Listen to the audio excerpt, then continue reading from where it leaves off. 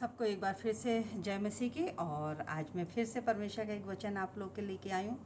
और मुझे लगता है कि मैं परमेश्वर का जब मैं घर में हूँ और हम मसीह बहनों को भी ये चाहिए कि हम आत्मिकता में ज़्यादा बढ़ें, क्योंकि बहुत ज़रूरी है। घर का काम है, घर के साथ साथ हम परमेश्वर की महिमा की भी बातें अपने जीवन के द्वारा करने पाएँ। तो मैं परमेश्वर धन्यवाद देती हूँ अपने जीवन के लिए। और प्रभु जो भी मार्गदर्शन करता है मैं उसको आपके तक पहुंचाना चाहती हूँ कि इन बातों से जो परमेश्वर का वचन है हमें क्या सिखाता है और हमें किस प्रकार चलना है। वो थोड़ा सा एक पहल है कि हम अपने जीवन को भी उस प्रकार ढाल सकें। तो प्रभु आप सबों को बहुत आशीष दे। परमेश्वर के अनुग्रह में आप लोग बढ़ते जाइए। और मैं परमेश्वर का एक वचन जो मैं कह रही हूँ कि मैं फिर से आप लोग के लिए लाई हूँ, और वो पाया जाता है लूका उसका 10वां अध्याय और उसके 29 पद से लिखा हुआ है एक दयालु सामरी मनुष्य का दृष्टांत। उसमें इस प्रकार लिखा है, परंतु उसने अपने को धर्मी ठहराने की इच्छा से यीशु से पूछा कि तू मेरा पड़ोसी कौन है। यीशु ने उत्तर दिया कि एक मनुष्य यरूशलेम से यरीहो को जा रहा था कि डाकुओं ने घेर कर उसके कपड़े उतार लिए और मार पीट कर उसे अधमरा छोड़ के चले गए।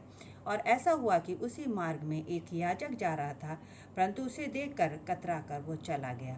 और इसी रीति से एक लेवी उस जगह पर आया और वह भी उसे देखकर कतरा के चला गया।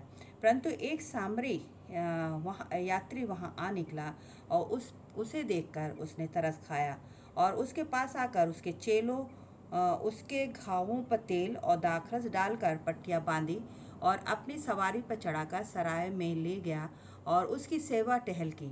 दूसरे दिन उसने 2 दिनार निकाल कर भटियारे को दिए और कहा कि इसकी सेवा टहल करना, और जो कुछ तेरा और लगेगा वह मैं लौटाने पर तुझे भर दूंगा।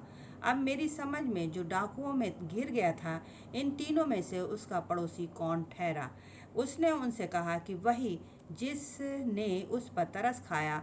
यीशु ने उससे कहा कि जा तू भी ऐसा ही कर। यहाँ पे एक परमेश्वर के पास एक व्यक्ति आया, प्रभु यीशु मसीह के पास एक व्यक्ति आया और वो पूछने लगा कि अच्छा पड़ोसी कौन है। प्रभु यीशु मसीह ने बहुत ही सुंदर एक दृष्टांत, एक कहानी के रूप में उसके सामने रखी कि एक मनुष्य था जो यरूशलेम से यरीहो की ओर जा रहा था।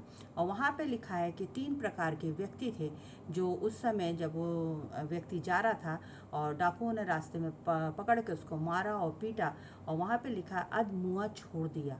और वहाँ पे हम देखते हैं कि अधमुआ यानी मतलब आधा मरा हुआ, मतलब यदि थोड़ी देर केयर ना की जाती तो शायद वो मर जाता।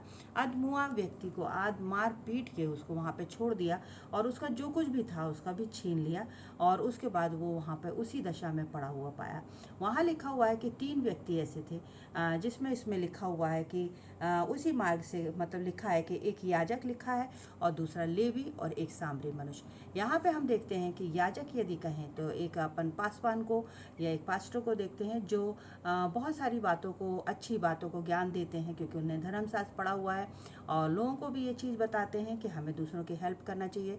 दूसरा है यदि हम लेवी कहें, यानी चर्च के जो बड़े पोस्ट में रहते हैं, या अपन डीकन्स कह सकते हैं, जो प्रभु का काम करते हैं, सेवकाई करते हैं, जो उनको भी शास्त्र का, जो परमेश्वर के शास्त्र है उसका उस समय ज्ञान था। क्योंकि हम लेवी और याजक हम पुराने नियम में देखते हैं, तो मैं नए नियम के हिसाब से यदि अभी के हिसाब से यदि उनको बताऊं तो जैसे पास्टर हो गए या डीकन्स हो गए, ये जो लोग बड़े थे जो प्रभु जो चर्च में या अपने उसमें बहुत बड़े बड़े काम करते हैं और लोगों की मार्गदर्शन करते हैं, ऐसे लोगों का एक उदाहरण दिया गया कि जब वो रास्ते में वहाँ से निकले तो उसको अधमरा देख के भी उनको तरस नहीं आई और वो कतरा के चले गए। परंतु एक ऐसा मनुष्य था जो सामरी था। आपको मालूम है कि सामरी यहूदी लोगों में छूत चलती थी और एक दूसरे को छूते भी नहीं थे और एक दूसरे को, परंतु ये सामरी मनुष्य जब वहाँ से निकला तो उसने ये ऐसा नहीं देखा, परंतु उस मनुष्य को उसने देखा और उसको उसके घाव पे उसने पट्टी मारी, बांधी और उसको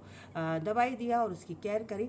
और मैं यहाँ पे बताना चाहती कि यहाँ तक उसने ऐसा नहीं कहा कि मैं इसको इस प्रकार छोड़ के चला जाऊँ, परंतु उसने उस मनुष्य को उठाया और सराय में जहाँ पे इलाज होता है वहाँ पर उसने उस मनुष्य को ले जाके दिया और वहाँ पे कहा कि जब तक मैं लौट के आता हूँ और तब तक तुम उसकी मतलब देखभाल करना, और जो यदि और पैसा लगेगा तो मैं उसका भर दूंगा। तो प्रभु यीशु मसीह एक छोटे से उदाहरण से वहाँ के मनुष्य को समझा रहे कि अच्छा पड़ोसी कौन है। वहाँ पे प्रभु यीशु मसीह ने उससे पूछा कि कौन है अच्छा पड़ोसी। तब वो व्यक्ति कहता है कि जिसने उसकी सेवा करी। आज भी कोरोना वायरस का जो कहर है, आज भी हम देखते हैं कि बहुत सारी संस्थाएं काम कर रही हैं और सेवाएं कर रही हैं, परंतु मैं यही चाहती हूँ कि उनकी सेवा जो कर रहे हैं उसमें किसी प्रकार की कंप्लेन ना आए, क्योंकि यदि हम मनुष्य को दिखाने के लिए सेवा कर रहे हैं तो शायद हमारा सेवा करना व्यर्थ ठहरेगा। क्योंकि बहुत बार ऐसी कंप्लेन भी आती हैं कि हमारे तक अनाज नहीं पहुंचा, हमारे तक खाना नहीं पहुंचा। परंतु ऐसी सेवाएं हम करें जो हमारे प्रभु को ग्रहण हो, अच्छे से अच्छा हम भोजन दें, जैसे हम खाते हैं वैसे ही सोच के उनको भी खाना दिया जाए, और जैसे हम अपनी केयर करते हैं वैसे हम उनकी भी केयर करें, तो शायद परमेश्वर कहता है अच्छा पड़ोसी हम बन सकते हैं।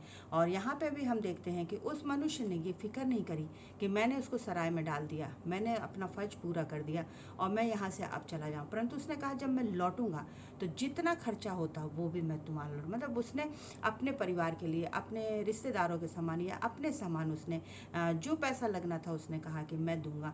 तो प्रभु यीशु मसीह वहाँ पे कहते हैं कि अच्छा पड़ोसी वही हुआ जिसने अपने समान उस व्यक्ति की सेवा करी। और आज के समय में जो दुख है, कष्ट है, हमारा पड़ोसी है, हमारे चर्च का है या हमारे किसी भी जाति भाई बहन का है जो तकलीफ में है, मुसीबत में है, तो हमें एक दूसरे की सहायता करना और अच्छे पड़ोसी बनने का कर्तव्य करना। क्योंकि हम आज जानते हैं कि बहुत सारे ऐसे लोग हैं जो गांव-गांव में अंदर रह रहे हैं और उनके पास शायद फैसिलिटी नहीं जा रही, वो आज भी दुख में और कष्ट में और भूखमरी में उनके बच्चे जी रहे हैं।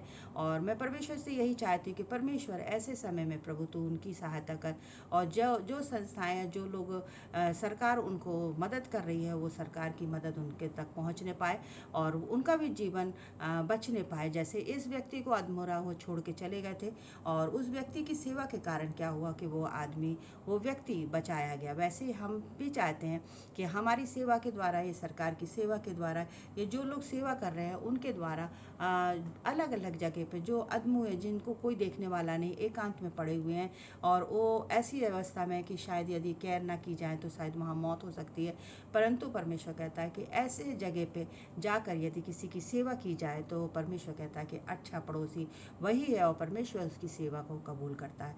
तो हमें ऐसी ही सेवा करना है, ऐसे ही लोगों को याद करना है।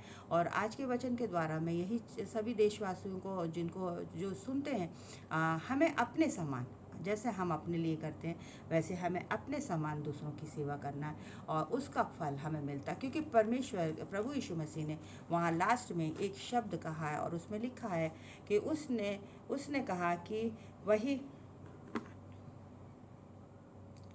उसने उसने वहाँ पे लिखा है कि उसने कहा कि वही जिसने उस पर तरस खाया, यीशु ने उससे कहा जा तू भी ऐसा ही कर। प्रभु यीशु मसीह ने हमें आज्ञा दी, जो मैंने अभी वचन में बताया कि परमेश्वर की आज्ञाओं को हमें मानना है।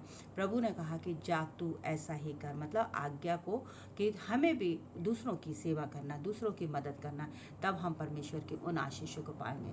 तो आज आप लोग सब लोग यही सोच के और दूसरों के लिए प्रार्थना करिए और ज़रूरतमंदों की मदद करिए, सेवा करिए, ताकि परमेश्वर का प्रतिफल हम पाने पाएँ। तो गॉड ब्लेस यू, परमेश्वर आप सबों को खूब आशीष दे। और फिर से मैं यही चाहूँगी कि आपका अनुग्रह, परमेश्वर की शांति आप सबों के साथ पाने पाए। धन्यवाद। जय मसीह की।